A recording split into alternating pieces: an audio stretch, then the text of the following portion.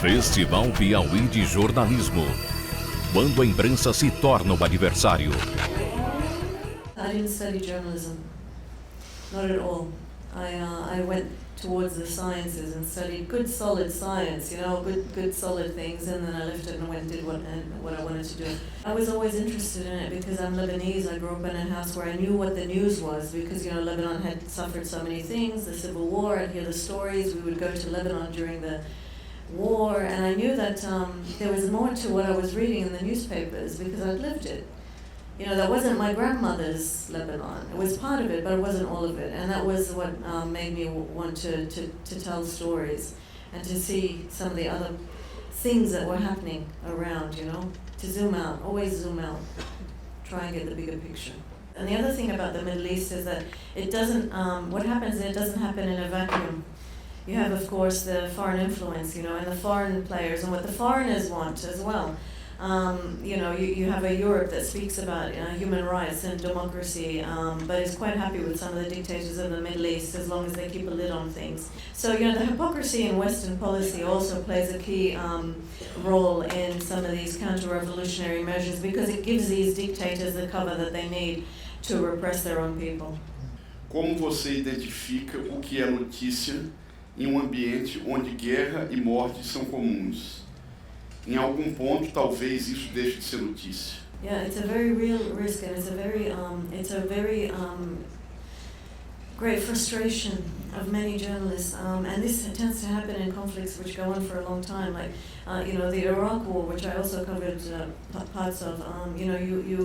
People are interested, and then they're like, we've had enough. I can't see another story about Iraq, Afghanistan. All of these conflicts that tend to go on for a long time, fatigue kicks in.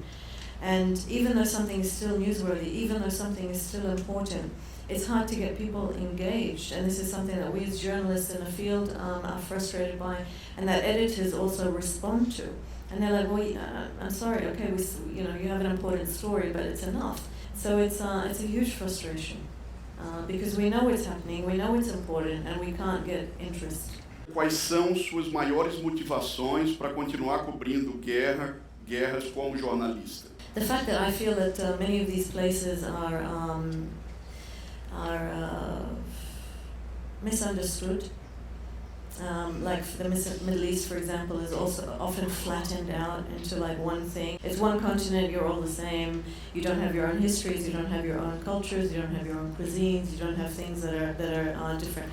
I want to bring out some of the nuance, and I'm not doing it by myself, obviously. My colleagues are doing the same sort of thing.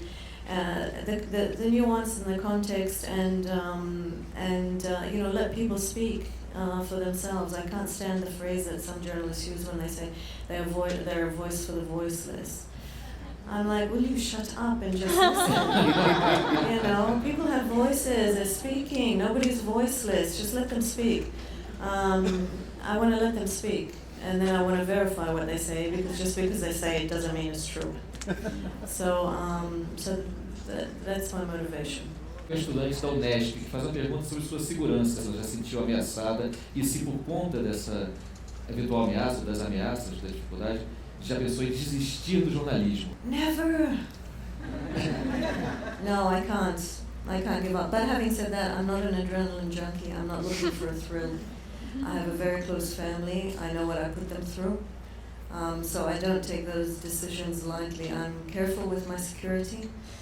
Like I said, I do my homework before I go into a place. I make sure I know who the people are.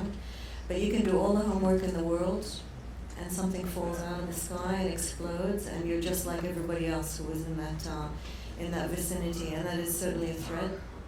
It's a danger, and it's one that we know going in.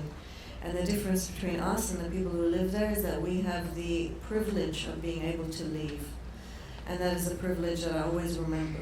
That we have that option, and they don't, which is why it's so important to tell the stories of what's happening in these places. But no, I take my safety very seriously, and I try and mitigate as many risks as I can.